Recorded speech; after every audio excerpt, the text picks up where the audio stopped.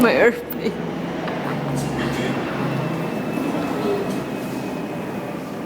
Kung kakausapin kayo sa... Okay na ba? Okay na.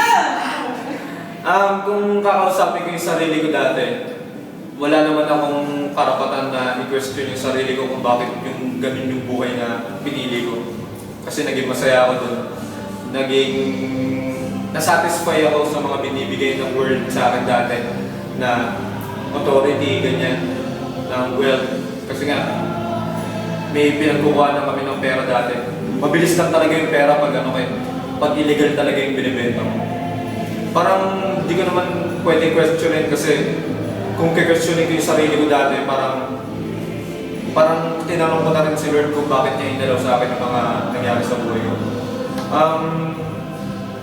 I know na will niya yun na maging ganun yung buhay ko na para ipakita sa ibang tao na ganun, na kayang magbago ng isang tao kapag na-encounter siya, pag naramdaman yung love, na kapag naintindihan nila kung ano yung ginawa ni Jesus Christ dun sa cross para sa ating lahat.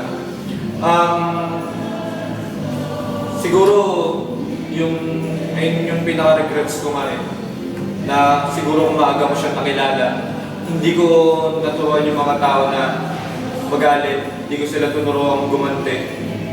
But dapat may tuturo ko sa kanila kung ano yung nagawa ni Lord dito sa mundo, kung ano yung nagawa ni Jesus Christ dito sa atin para sa ating lahat, na yung power ng gospel talaga is to change lives.